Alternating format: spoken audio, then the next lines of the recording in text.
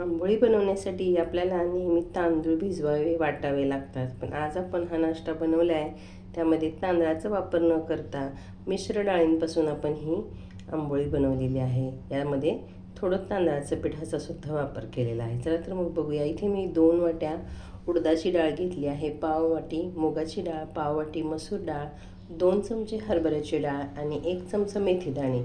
हे सगळं साहित्य आपण एकत्र करून घ्यायचं आहे छान आणि 3-4 वेळा पाण्याने स्वच्छ धुवून आपण हे घ्यायचं आहे. अगदी मऊसूद अशा होतात. तांदूळ भिजवणं वाटणं हा त्रास आपला वाचतो. शिवाय अगदी 4-5 तास भिजवल्यावर सुद्धा अशा मऊसूद आंबोळ्या होतात. सर्व डाळी धुवून त्याच्यामध्ये भरपूर पाणी टाकून हे मी 5 तासासाठी फक्त भिजत ठेवलं आहे.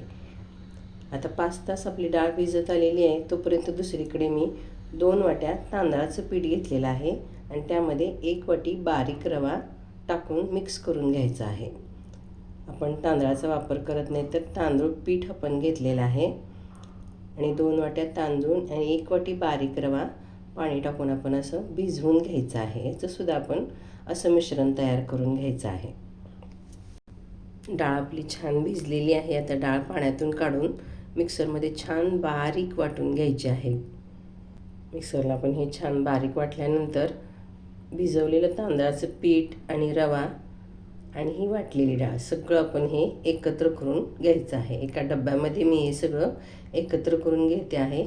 इडली, आंबोळी, डोसे ह्याचं जे आपण आंबवण्याचा प्रकार करतो त्याला आपण भांडं नेहमी मोठं घ्यायचं आहे, कारण पीठ आंबल्यानंतर दुप्पट तिप्पट असं पीठ होतं. तुम्ही आता बघू शकता हा डबा अर्धासुद्धा नाही आहे, पण आपण हे रात्रभर भिजवून ठेवणार आहोत किंवा कमीत कमी 8 ते 10 ताससुद्धा भिजवलं तरीसुद्धा चालेल.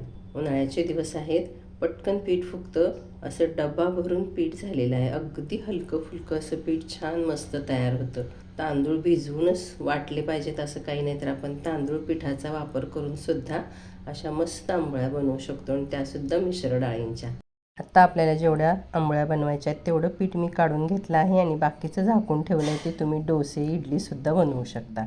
आता यासोबत खाण्यासाठी आपण चटणी बनवत आहोत, तर कोथिंबीर, ओलं खोबरं, डाळ, साधं मीठ, काळं मीठ, साखर, मिरची, आलं, जिरं, लिंबू टाकून आपण ही चटणी बनवत आहोत.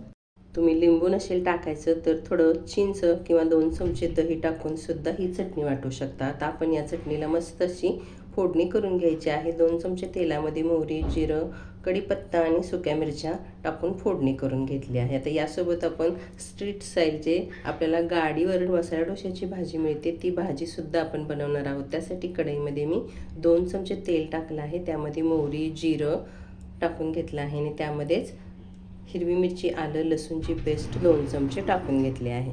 सगळी फोडणी छान परतली की त्यामध्ये आपण कढीपत्तासुद्धा पाण्यात तोडून टाकायचे आहेत. छान सुगंध येतो भाजीला, टेस्टसुद्धा छान लागते. मोठे 2 कांदे उभे काप करून सुद्धा फोडणीमध्ये परतून घ्यायचे आहेत, पण कांदा अजिबात जास्त परतायचा नाही आहे. कांद्यावर मी लगेच हळद आणि हिंग टाकून घेतली आहे आणि लगेच 1 टोमॅटोसुद्धा बारीक कापलेला टाकला आहे.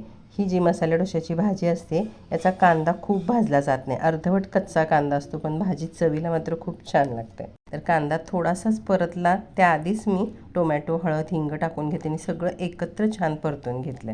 यामध्येच मी उडदाची डाळ भिजवली होती 2 चमचे, 2 तास डाळ भिजवली होती, ती डाळसुद्धा टाकून घेतली. या डाळीमुळे सुद्धा या भाजीला खूप छान चव येते. आणि 4 बटाटे उकडून सालं काढून त्याच्या मोठ्या मोठ्या फोडी करून घेतल्या आहेत. बटाटे छान मऊ शिजलेले घ्यायचे या भाजीसाठी. अगदी मस्त अशी भाजी तयार होते. चवीपुरतं मीठ आणि अगदी पाव चमचा साखरसुद्धा घातली आहे यामध्ये आणि आपण 2 ते 3 चमचे पाण्याचा शिपका देऊन घ्यायचा आहे, म्हणजे भाजी छान मऊसूद ओलसर अशी भाजी होते. अगदी आपल्या रेस्टॉरंटमध्ये किंवा गाडीवर जशी मसाला डोशाची भाजी मिळते तशी ही भाजी होते. मस्त अशी भाजी तयार झालेली आहे. चटणी तयार झालेली आहे. वरून ओलं खोबरं आणि कोथिंबीर टाकून पुन्हा छान मिक्स करून घेतलं आहे. गॅसवर मी बिडाचा तवा तापत ठेवला आहे. आता आपण मिश्रणामध्ये चवीपुरतं मीठ टाकून घेऊया आणि पीठ एकसारखं करून घेऊया.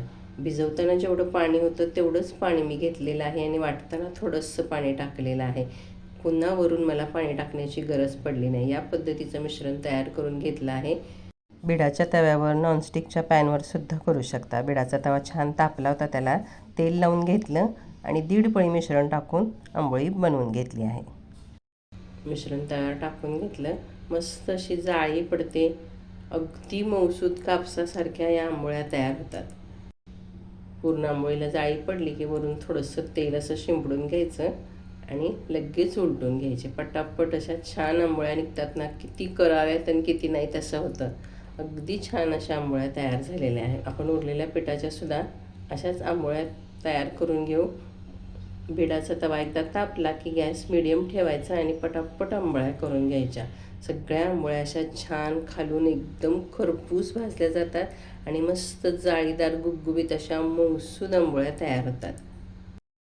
तांदूळ वाटणं, भिजवणं, कधीतरी तांदूळ भिजवायचे विसरतात किंवा डाळ तर 3-4 तासात सुद्धा डाळ भिजली जाते आणि वाटलीसुद्धा जाते. तर अशा वेळेला तुम्ही तांदळाचं पीठ वापरून अशा आंबोळ्या बनवू शकता. मसाला डोश्याची भाजी बनवली आहे, चटणी बनवलेली आहे. मस्त अशा आपल्या मऊसूद आंबोळ्या तयार झालेल्या आहेत. कशी वाटली आजची आंबोळीची रेसिपी? तुम्हीसुद्धा अशा पद्धतीने करून पहा. उन्हाळा चालूच आहे. 3 ते 4 तास डाळ भिजवून ह्या आंबोळ्या तुम्ही बनवू शकता. रेसिपी आवडली असेल तर लाईक करा, चॅनलवर नवीन असाल तर सबस्क्राईब करा आणि शेअरसुद्धा करा. धन्यवाद.